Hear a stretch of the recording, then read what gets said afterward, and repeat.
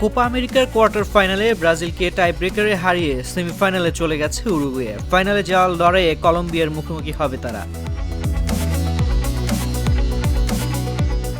গোলশূন্য সমতায় খেলার মূল সময় শেষ হওয়ার কারণে টাই ব্রেকারে শুটআউটের সিদ্ধান্ত নেন রেফারি।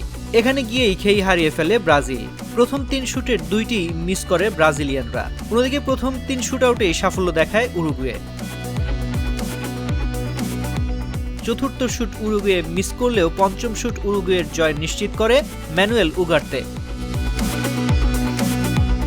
আজ রোববার লস ভেগাসে লাতিন ফুটবলে ভক্তরা যেমন ছন্দময় ও সাজানো গোছানো খেলা আশা করেছিলেন, নামগন্ধ ছিল না আজকের ব্রাজিল উরুগুয়ের প্রথমার্ধের খেলায়।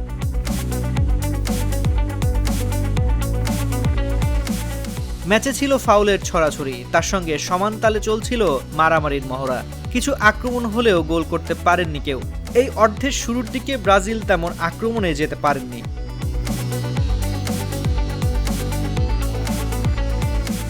অন্যদিকে সেলেসাওদের উপর চাপ তৈরি করতে থাকে উরুগুয়ে। 18 মিনিটে ডারউইন নুনেজের একটি হেড রুখে দেন ব্রাজিলের ডিফেন্ডাররা। 1 মিনিট পর আবারও আক্রমণে আসে উরুগুয়ে। এবার কর্নার থেকে আসা বল ব্রাজিলের ডি বক্সের মধ্যে পড়লে সেখানে শট নেন নিকোলাস ডে লা ক্রুজ। 35 মিনিটে গোলের দারুণ একটি সুযোগ তৈরি করেছিল উরুগুয়ে। নাহিতান নন্দেজের ক্রস থেকে নুনেজের হেড গোলবারের সামান্য উপর দিয়ে চলে যায়। সেখান থেকে কাউন্টার অ্যাটাকে যায় ব্রাজিল। রাফিনহা একাই উরুগুয়ের ডি বক্সে বল নিয়ে ঢোকেন, তবে গোলরক্ষককে পরাস্ত করে লক্ষ্যভেদ করতে না পারলেও কর্নার আদায় করে নিয়েছেন।